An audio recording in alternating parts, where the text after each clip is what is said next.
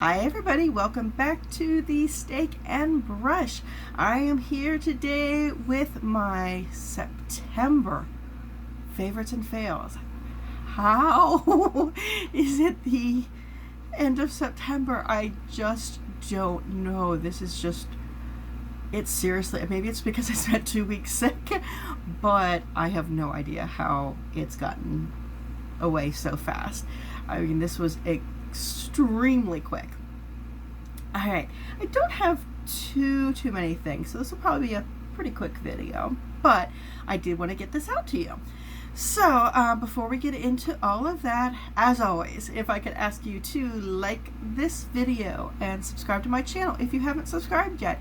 Click the little bell so that you are notified every time I post. I'm trying to hit for Tuesdays, Thursdays, and Saturdays at 7 p.m. Eastern Time.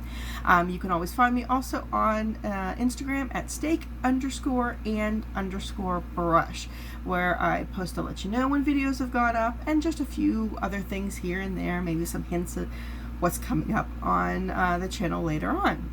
Alright, so let's get into it. I only have, I think, 3 fails.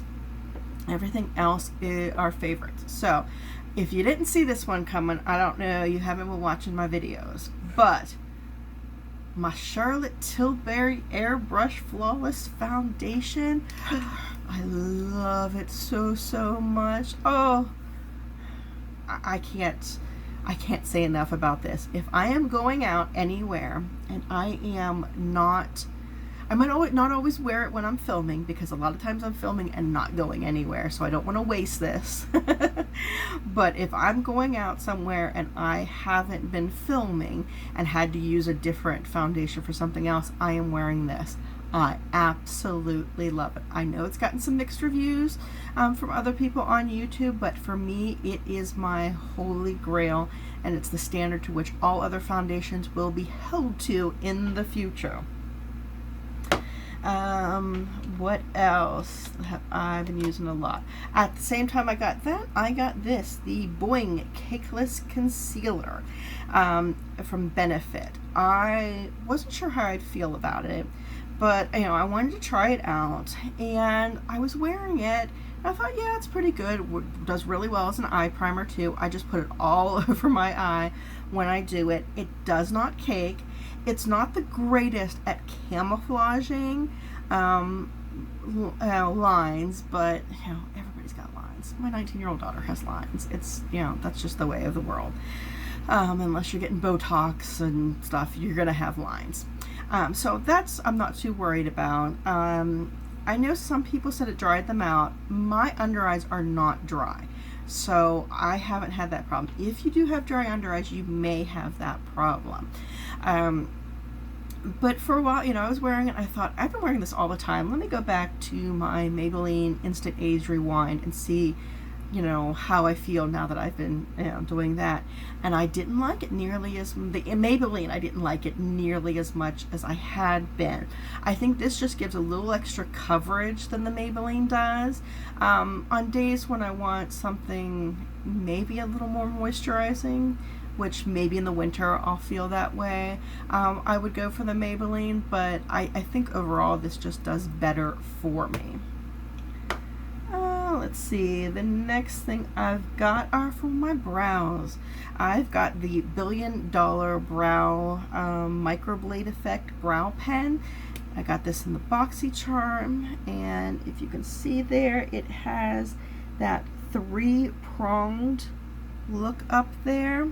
They call it the microblading effect. What I really need it for is to cover up that scar. If you've been with me for a while, you know I've had that scar almost all my life. It can be very difficult to hide and blend in naturally and not look fake. The only problem I really have with this is that I think it is a little too dark for me. When you do it lightly, it's not that bad, but to kind of get, especially in my scar area, to get the real look that looks a little more natural, I have to press a little harder. And this is one of those pens, when you press lightly, you get a light color. The harder you press, the darker the color. And to press hard enough to get the natural coverage, I have to press very hard, which makes it very dark. And then I have to do all my eyebrows that dark. So I would probably, next time I purchase this, I would want to find a more natural color for me. Then we have, let's see, oh, brushes. I got these in a boxy charm as well. These are the Moda Pro Deluxe eye brushes. Let's see if I can finally get these out. These are fantastic. Best brushes I have had so far. Now I haven't had tons, but so far these are the best brushes I've had. They are stiff where they need to be stiff. They are fluffy where they need to be fluffy. They the blending brushes are all tapered inwards, which I need, especially when I have the hooded lid. It helps me get in there and blending it without it going everywhere. I can get right into the crease. As you can see, even this one has the little taper at the end. They are made with, they're plastic, but they've got like this grippiness there on the handle. And they feel good. They have enough weight not to feel like they're gonna break in your hand, but they are light enough that they're not a burden.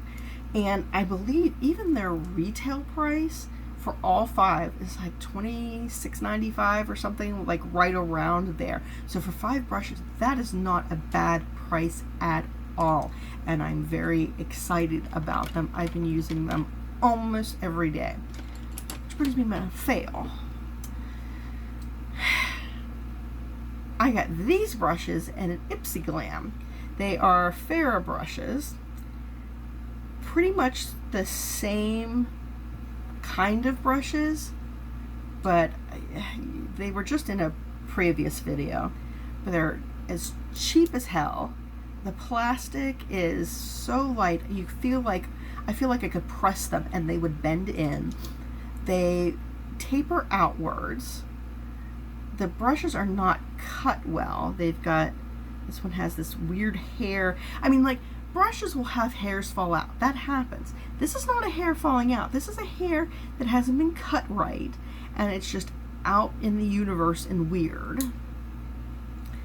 I mean, and they're supposed to retail for $50, which is absolute bullshit.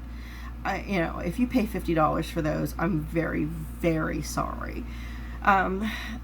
Yeah, as it's going right now, I'm keeping them only as complete backup brushes if every other brush in my house is dirty and I just don't feel like washing them, but I don't know when that's gonna come. But yeah, those were crap. Mascara, and I've already got this dirty. I've only had it for like a month. The Tarte Big Ego Mascara. This month I realized I've been going in, I've been basically using only 3 mascaras lately. I've been using a lot of fake eyelashes, which I'm not doing today, but I have been using this, my Marc Jacobs Velvet Noir, and my, what's the third one? Oh, yeah, Too Faced Damn Girl. And so I've featured both of the other 2 before, so I thought I'd go ahead and mention this. It does have the big ass wand, kind of like the Damn Girl has. It's not quite as big as that, but it gives me some nice volume and length. And so I have been reaching for this quite a bit this month. My one purchase that I made for the 21 Days of Beauty at Ulta, I just kind of talked myself out of the rest of the stuff, but I did go ahead and I purchased my first, oh, you can see that it's so bright, Ofra highlighter. I got the Nikkitutorials collab in Glazed Donut. I am wearing this today. It is so beautiful, but be forewarned, it is definitely one of those really super blingy highlights. Let's see if I can get it where the, lights aren't completely washing it out. It is very bright. It definitely shows up, and I went very light-handed on it today, so I really do like this. This has, you know, like I showed you, it's very light. I might go in and try to get some golden and maybe a peachy one to see how I like those colors. This one is weird. It's kind of, this falls into my favorites and my fails. I got this in an Ipsy box, and I was very, very excited to get this. This is one of the 2 items that I wanted. And it falls into my favorites. I guess I should mention, this is the In the Balm of Your Hand Volume 2. It's pretty much like a full face palette. You take this on the go with you, and you have your whole face there. You just need your, you know, foundation, mascara, some eyeliner, and a lipstick, and this, and you could get your whole face done. I love this Bahama Mama. The bronzer here, and these 3 blush colors here work really, really well. They're not patchy. It's, you know, they're very pretty. The problem, the part that falls into the fails for me, are these eyeshadows. This is technically an eyeshadow or an highlighter. I find it to be too chunky for a highlighter. It feels like, I don't know how much you'll be able to see. It feels more like an eyeshadow. I feel it's too chunky for my face. The problem is, these are beautiful eyeshadow colors, absolutely beautiful in the pan. Once you actually put them on your face, they are so light, and they never actually build up to the colors you see in the pan. You know, I would be okay if the first swipe or 2 didn't bring me that pigment payoff, but I have not yet been able, with the exception of this one, this dark brown, I can kind of get it up there to that color, but if they're just way too light, they're not performing to what it shows me. If it was, I'd be much happier with it. Let's go with some skincare. I went ahead and for the first time I purchased some Good Molecules. You'll know I'm a huge Ordinary fan, and this I think are just right on par with the Ordinary. I happen to have this in the Super Peptide Serum, which is sort of like their buffet, and the Hyaluronic Acid Serum, which is just like their Hyaluronic Acid Serum. Their prices are right around the same as the Ordinary. I think these may have been like $1 more, but I was purchasing from Beautylish, and I thought, I was running out of the Ordinary. I was getting free shipping there anyway, so I thought I might as well just go ahead and try these out. I don't think they are necessarily better than the Ordinary, but I think they are completely on par. And what I'm going to do in the future is, when I'm running out, I'm just going to look to see who's got a sale, who's got free shipping. You know, am I buying from, like, if I'm buying from Beautylish where they have these, I'll throw it on. If I'm getting Sephora and I need something to get me over to the free shipping, I'll get the Ordinary or Ulta or whatever. But that's how I'm going to choose, because these I think are exactly on par with the Ordinary. My last fail was actually more of, it's a color fail. Well, no, it's kind of a formula fail too. It's this Finding Ferdinand. It is in Nob Hill Red. Beautiful packaging. I love how you push it and it pops out there. It's a bullet style. I'm just really not into bullet lipsticks. I have a couple, and the couple I have, I love the color. This, I do not love the color. It might be, preface it, I'm sure it's a great color on some people. It is not my color red at all. And I don't feel that the formula is right for me either. It's more waxy, and I don't like that. So this is being given away. It's just not for me. Might be for you. Any of these things, you know, anything that I put on my fails, may be perfect for you, but they're really not for me. Except for those Farrah brushes. I don't know. I'm so irritated with the fact that not only are they bad, but they're bad and they claim to be expensive, and that pisses me off. Alright, my final fave of the month is my Jeffree Star lipstick. I picked this up also at Beautylish. Everything I got at Beautylish was favorited this month, so good job me on what I picked out. This is my first Jeffree Star liquid lipstick I have tried. This is a beautiful nudish color, but it has a metallic shift to it there, and I really, really like it. The formula is very light and feels very good. Through all my drawers looking for one lipstick, and of course it was right in front of me. I did have something that is not quite a dupe, but it's very, very similar, I noticed, and it took me a while. It's a little darker. This is the Wet n Wild Liquid Catsuit in their metallic lipstick line, and this is in Queen's Blood. I got this in the Fire and Ice collection they had. Let me show you.